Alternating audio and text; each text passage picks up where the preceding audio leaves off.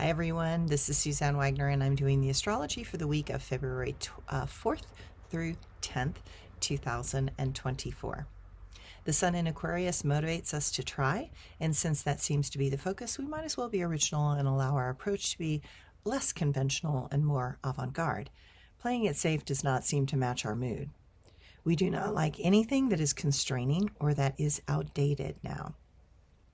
Mercury will move into Aquarius on February 5th till the 23rd. This gives us added impetus to get going and approach things from a very unusual perspective. The key with this aspect is to be reasonable, but to take a few risks. If we want a better future, we have to do things differently. A new conversation needs to be started, and let that inspire interesting ideas that can bridge the old reality with the new requirements of this moment. Venus will be in Capricorn till the 16th, and we need to get our financial picture in some sort of order. We look to generate connections that can give us the long-term security that we want and need.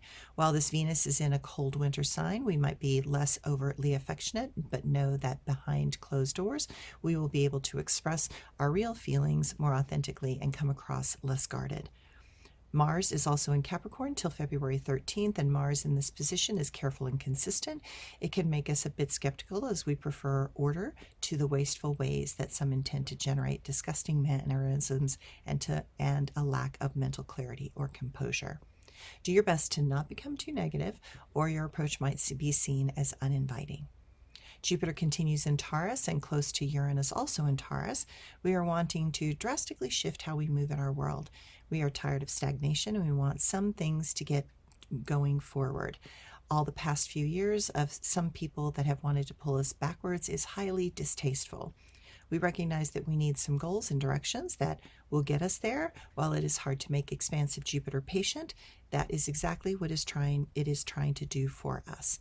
Saturn continues in Pisces, and this will make us feel uncomfortable with showing our vulnerability. The metaphor I use for this aspect is currently happening because I use the idea of an atmospheric river that is pounding California at the moment. It causes the levels of emotion and feelings to rise like the water in the creeks and rivers, eventually causing them to overflow their banks, which is Saturn. We are learning to notice where our emotional selves have been suppressed for too long and are now overflowing the patterns of restraint and self-control that we have imposed upon them. Things feel messy, uncomfortable, and bring up some old fears. This is an opportunity to embrace our flawed human self, see him or her as beautiful and perfect, regardless of our inner critic. We have to learn to accept ourselves as we are. Only then will we fully be able to discover our creative and imaginative sides. This aspect calls all of us to put ego games to the side and instead embrace what is right in front of us so we can get things accomplished smoothly. Pluto is plodding through Aquarius, and it seems as if many are feeling totally hit on a variety of levels. This Pluto is a call to action. It insists that there is no more time to waste, we must change, and the consequences of not changing are going to be dire.